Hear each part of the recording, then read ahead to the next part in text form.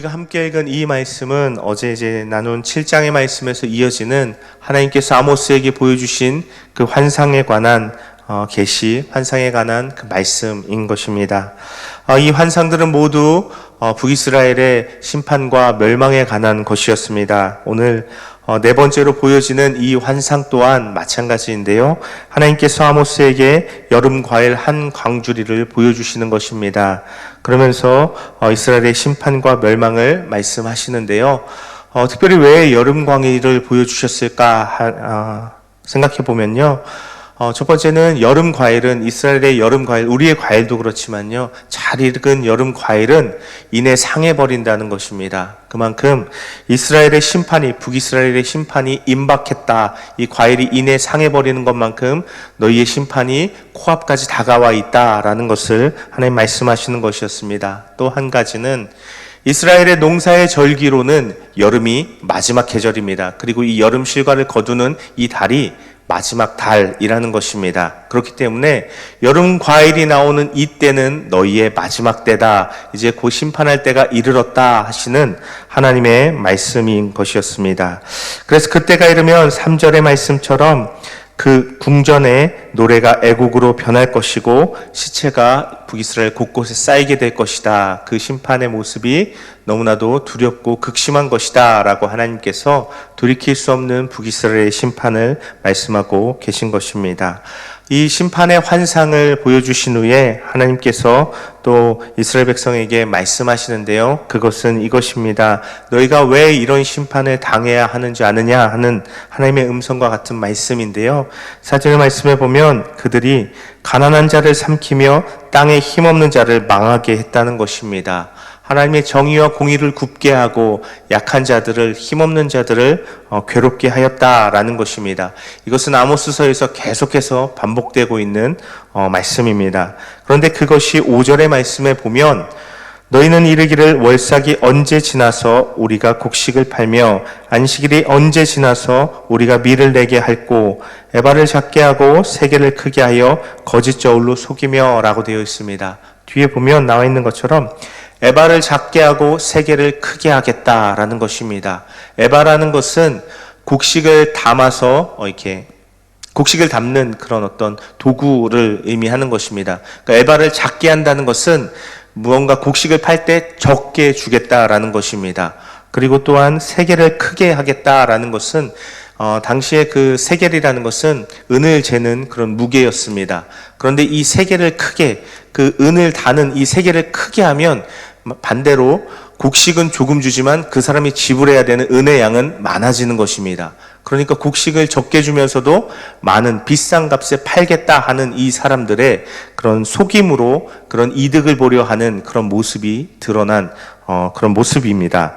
그런데 그 바로 앞에 보면 그들의 신앙의 모습, 영적인 모습이 또한 소개되고 있다는 것입니다. 월삭이나 안식일을 마음에 참으로 기뻐하는 것이 아니라 형식적으로만 지키고 있는 것입니다. 월삭이 빨리 지나서 우리가 곡식을 팔 수 있으면 좋겠다.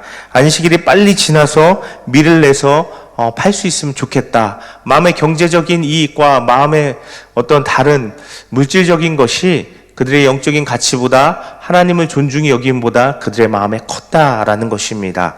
신앙의 형식적인 측면에 그치고 있었다라는 것을 보여주는 것입니다.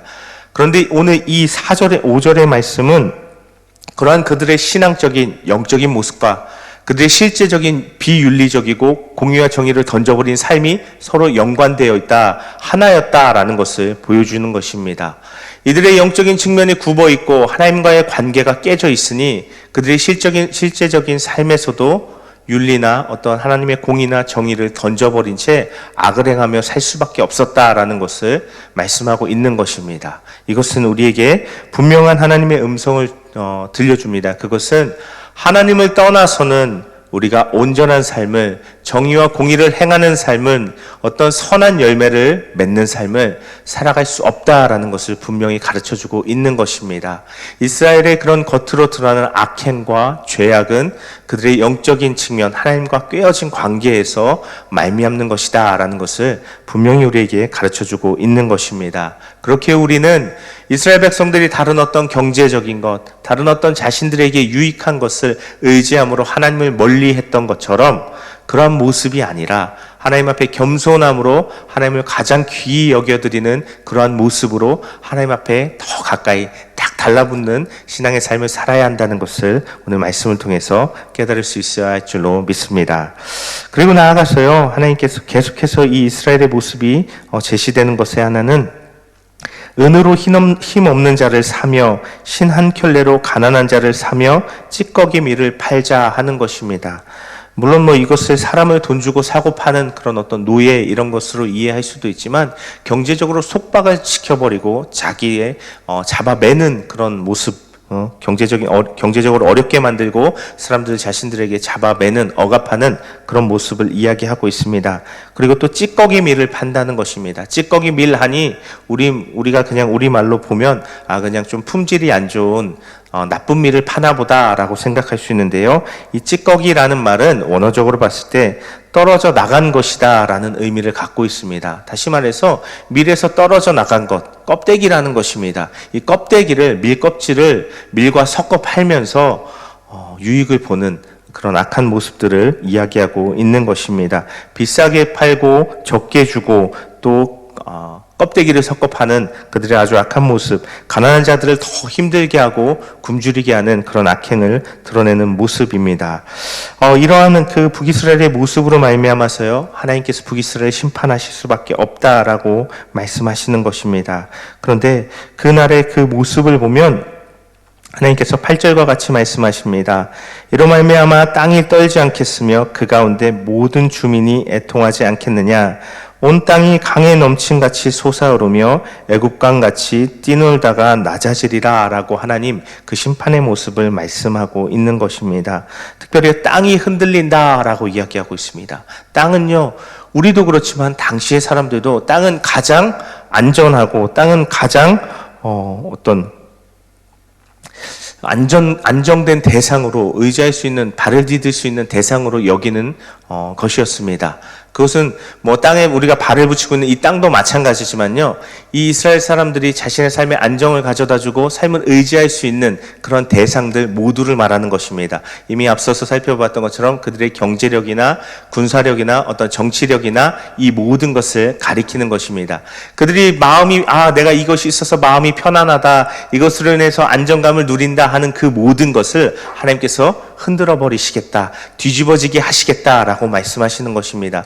특별히 구체적으로 나타나는 이 심판의 구체적인 모습, 아수르가 그들을 쳐들어와서 멸망시킬 때 그들이 의지하는 모든 것들이 그들을 지켜주지 못하고 다 무너져 내리는 것이 바로 그 모습인 것입니다. 땅이 흔들리고 특별히 물이 넘친다라고 얘기하면서 애굽강을 이야기하고 있습니다.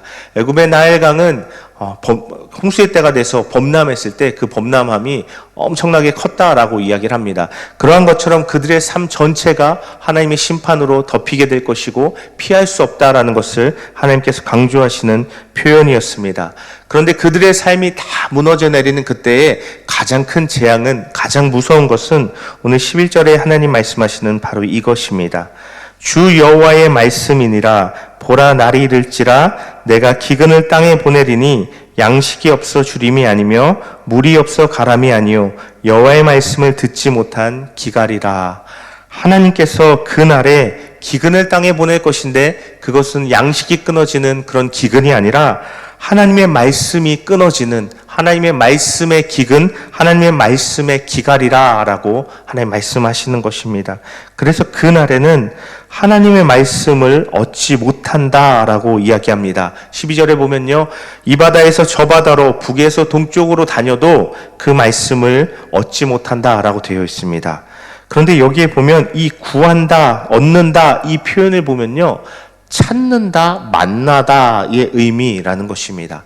하나님의 말씀이 끊어진다는 것은 하나님이 그들과 함께하지 않는다라고 말씀하시는 것입니다. 그렇기에 그들이 아무리 하나님을 찾으려고 하나님을 만나려고 이리저리 다녀도 하나님을 만날 수 없고 하나님을 찾을 수 없다라고 오늘 말씀이 이야기하고 있는 것입니다. 하나님이 그 재앙의 날에, 심판의 날에, 모든 것이 무너지는 날에 북이스라엘의 음성을 듣지 않고 북이스라엘을 찾아오시지 않고 만나주시지 않고 외면하시겠다 하시는 두려운 말씀인 것입니다. 우리 인생에도 동일하다고 생각합니다. 우리가 하나님 앞에 나아가서 어려움의 때에 기도하고 하나님을 찾고 하나님을 구하는데 하나님이 우리에게 아무런 말씀도 주시지 않는다면, 하나님이 우리를 찾아오시지 않고 만나주시지 않는다면 그 마음의 무너짐이 얼마나 더 크고 무겁겠습니까? 얼마나 두렵겠습니까? 마찬가지입니다. 이스라엘도 그 큰 무너짐을, 그 멸망함을 당하면서도 하나님이 자신들과 함께하지 않는 것 같은 그런 공포를 느껴야 했다는 것입니다. 그런데 그 모든 것은 북이스라엘이 스스로 자초한 것이었습니다. 하나님을 경히 여기며 하나님의 그런 안식일과 월삭을 가벼이 여기며 자신들이 장사를 하고 속여 팔면서 경제적인 부를 더 하나님보다 크게 여기고 하나님을 멀리하였던 그들의 그런 신앙의 모습이 이런 결과를 가져왔다는 것입니다. 우리도 동일합니다. 우리가 하나님을 더 존중히 여겨드리며 삶 가운데 하나님을 인정하고 경외하여 모실 수 있어야 한다는 것입니다. 우리가 진실되이 하나님 앞에 나오지만 마음이 없이 나오는 북이스라엘과 같은 모습이 아니라 하나님 앞에 진실함으로 나아가서 하나님과 진실함으로 교제하며 친밀함 가운데 하나님께 나아갈 수 있을 때 하나님 우리를 찾아오시고 또 말씀하시고, 오늘 이 말씀에 나온 것처럼 말씀의 기갈이 아니라 오히려 하나님의 말씀으로 우리 삶을 풍성케 하시며 때마다 일마다 하나님의 위로하심과 하나님의 도우시는, 인도하시는 그 음성을 듣게 하여 주실 줄로 믿습니다. 우리가 하나님 앞에 그러한 모습으로 나아가서 깊이 하나님과 교제하고 하나님의 말씀이 우리 삶 가운데 임하게 되시기를 다시 한번 간절히 바라고 축복합니다. 아멘. 기도하겠습니다. 하나님 아버지 감사합니다. 하나님, 오늘 말씀을 통하여서 하나님 이스라엘 심판하실 것인데 그것은 그들이 마음에 하나님을 멀리하고 악을 행하였기 때문이라고 말씀하고 있습니다. 그 심판은 스스로 자초한 것이며 그 심판의 가장 두려운 모습은 하나님의 어려움의 때에, 두려움의 때에 함께 하시지 않고 말씀 주시지 않는다는 것입니다. 하나님, 우리가 이런 북이스라엘의 모습을 통해서 배우게 하여 주시옵소서. 우리가 평소에 하나님을 더 가까이 모셔드리며 하나님을 존중히 여겨드리며 하나님을 정말 마음의 중심에서 사랑하여 가까이 함으로 하나님과 깊이 교제하고 하나님의 말씀이 늘 우리 삶을 두르고 인도하시는, 우리 삶이 하나님의 말씀의 열매를 맺는 복된 삶으로 인도하여 주시옵소서. 이 새벽에도 하나님 말씀 가운데 우리에게 하나님의 음성이 들려지게 하여 주시고 하나님의 친밀함이 경험되어지는 복된 시간 되게 하여 주시옵소서. 하나님, 이때에 우리가 한 마음으로 하나님 앞에 기도하는 것, 하나님 이 코로나의 질병이 속히 물러가고 평안의 때가 찾아오고 일상이 회복되며 하나님 또한 모든 경제적인 어려움 가운데 하나님의 도우심이, 아버지 하나님 도우심으로 함께 하시기를 간구하오니 하나님의 은혜와 복을 하나님 구하는 모든 자들에게 나타내어 주시옵소서. 이 시간 하나님 우리 가운데 함께 하여 주시고 영광 받아주시고 큰 은혜를 내어주시옵소서. 이 시간 다 함께 주님 한 번 부르고 합치면서 기도하겠습니다. 주여! 하나님 아버지 감사합니다. 하나님의 은혜와 그 크신